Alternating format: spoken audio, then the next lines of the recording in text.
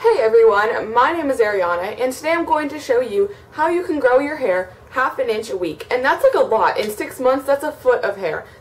That's a lot of hair. So I'm not saying guaranteeing half an inch a week, but you know, these methods will probably help you get there. I've noticed a physical difference just in 1 week of doing these things, and I know that that will continue on, and this is what I do a lot. And now before you say what I know you're all thinking, you don't have that long of hair. I understand this. Actually, in July, I cut my hair 14 inches for Locks of Love, and then I cut it again in December. So that's why it's short right now, but I do know a little something about having long hair and the tricks to get it there, so I thought I would share them with all of you because I'm telling you, they work. So my first and probably the most important one is to not wash your hair every day. And you've probably heard this and you'll be like, oh, my hair's too oily for that. What are dry shampoos for? Seriously, do not wash your hair every day. Try every other day. That's normally what I do. If you can, every 2 days. You could do every 3 days. That might be pushing it a little bit, but if you can get away with every 3 days, good for you. But shoot for every other day. Your hair will still be clean. It'll still look fine. Just seriously, do not wash your hair every day. Your hair is trying to produce natural oils for a reason. It's trying to grow, and if you stop that process, it's not gonna grow. My next tip is to comb your hair. Do not brush your hair. I hardly brush my hair in the first place, and I know it looks like messy right now. It's because I have mousse in it, so that's like, I wanted a tousled look. But, yeah, seriously, do not brush your hair because you're brushing it and you're fraying your ends. And I know I've seen things that's like, oh, 100 strokes a day. Don't do it. Just don't. Seriously, when you brush your hair excessively and you like flip it around and do all that stuff, your hair gets so frizzy and frayed, and it only delays the process. And so please just comb your hair. It's so much gentler on your hair, and it's going to look so much healthier. And if you start brushing it like that, it's going to look really frizzy, and you're going to start getting split ends, and then you're going to have to cut it off. And that does not help your hair grow at all. So seriously, just comb your hair. It's so much better. Another thing that goes with the comb, not brush, is to stop pulling on your hair. Whenever you can, wear it up. Like if you're serious about getting long hair, wear it up as much as you can, because when you wear it down, you know, you're at school or doing something, you're kind of like going like this and like pushing it out of your face, and that kind of pulls on your hair, and it doesn't necessarily make it shorter or stop it from growing, but it kind of messes with your hair follicles and also can promote split ends. It just makes it look frizzy and not healthy, and healthy hair grows faster. So just don't mess with your hair too much. Kind of leave it, let it do its thing. You know, wear it in braids. That works too. One tip I have is to promote the oxygen and the blood flow to your brain. Is just give yourself mini scalp massages throughout the day. I'm not saying that do this in a public area because people will probably get a little bit grossed out.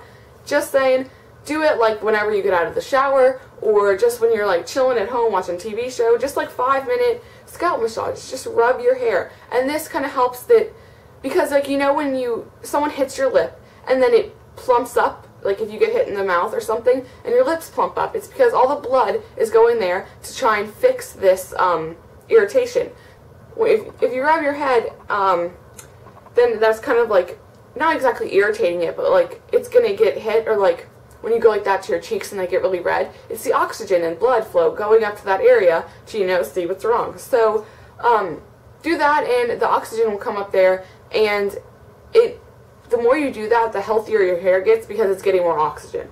And that's different than messing with your hair, because messing with your hair is like pulling the ends out and doing all this stuff, or like when you're bored in class, just going like that. No. The blood flow thing is just a scalp thing, and you're just rubbing it really gently. Don't be too hard on it. You just want the oxygen to come up there and be like, hey, what's going on? That type of thing. Another big one is to limit your heat treatments. And I have to say, I never use heat on my hair. One, because I don't feel like getting up early in the morning to do it. And two, I always mess it up somehow because, I don't know, my hair just kind of does its own thing. So if you have to use heat, again, don't wash your hair every day. That way you can use heat like once or twice a week, and then it stays for the next day, and you can just do little touch-ups instead of having to do it all over again. If you have to use heat, curl your hair, don't straighten it. Straightening is extremely damaging. And if all else fails, use a heat protectant. Also, if you blow dry your hair, do it on the cool setting. And if you want your hair to be curly or straight, you can blow dry your hair on the cool setting while like combing it that way. Comb, don't brush. Yeah, so there's a lot of ways that you can kind of get around using heat treatments. I know braiding's a popular one to get wavy hair. There's so many videos on YouTube.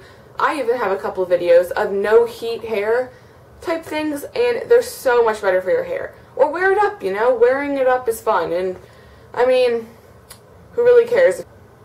Another one is to limit your dyeing treatments. If you keep dyeing your hair, that's going to damage your hair, and then it's just going to get, it's going to like, I don't know, too much chemicals on your hair makes it thinner and less healthy. And again, like I said, healthy hair promotes long hair. So really take care of your hair. Don't dye it too much. If you have to dye it, kind of stick with, or like, if you have to dye it, make sure that you nourish it a lot. Eat healthy foods. Do treatments, not treatments like chemical treatments, but treatments like coconut oil and such on your hair. Really take care of your hair. Try and not dye it. If you really want your hair to grow, don't dye it. If you're like okay, I'm gonna go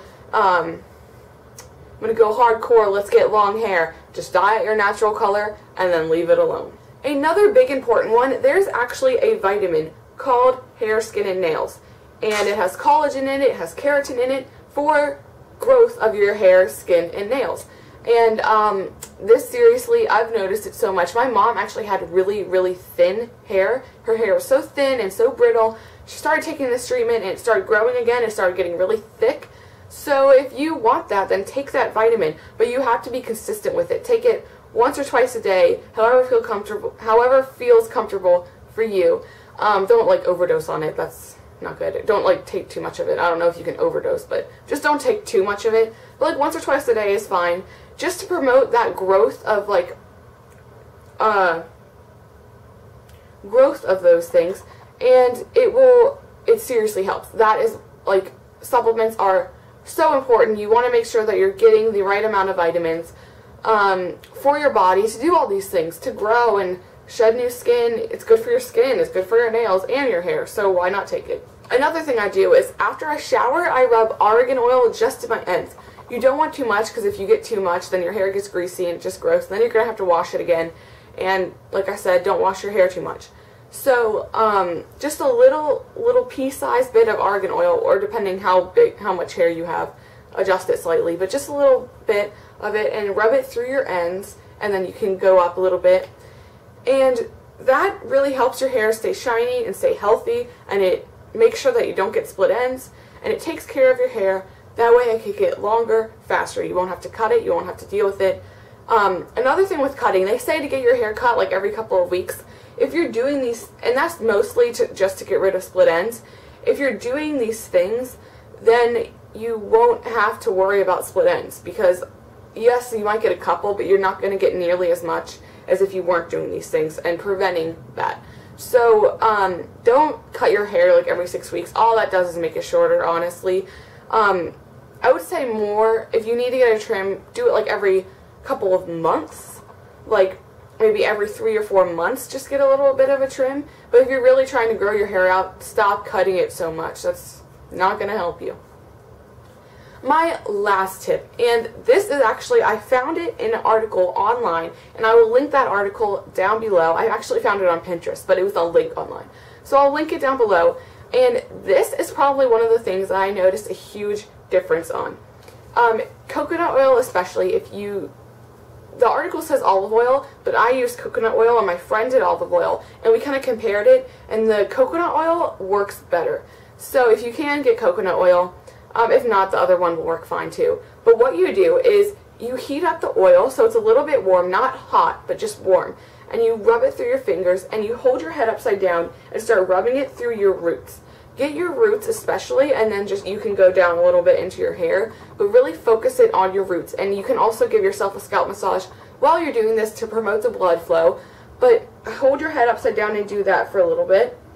And once it's all rubbed in, put your hair in a shower cap and sit like that for 2 hours. You could do longer, I don't know about that, but just make sure that you have it soaking in your hair for at least 2 hours, and then wash it out. Like, do this on a night that you're going to wash your hair.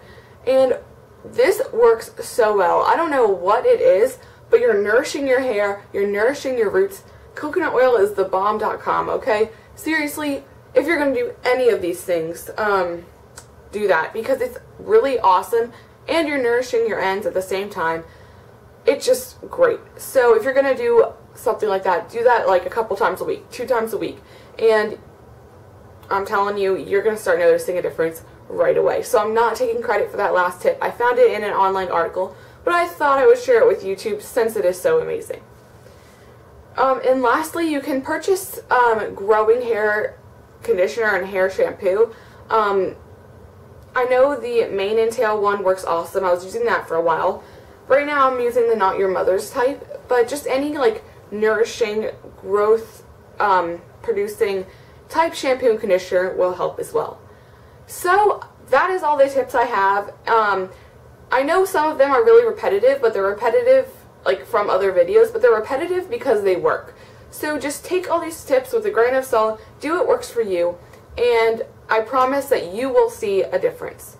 And yeah, if you have any requests for other videos, comment them below. Don't forget to subscribe, and I will see you later. Bye!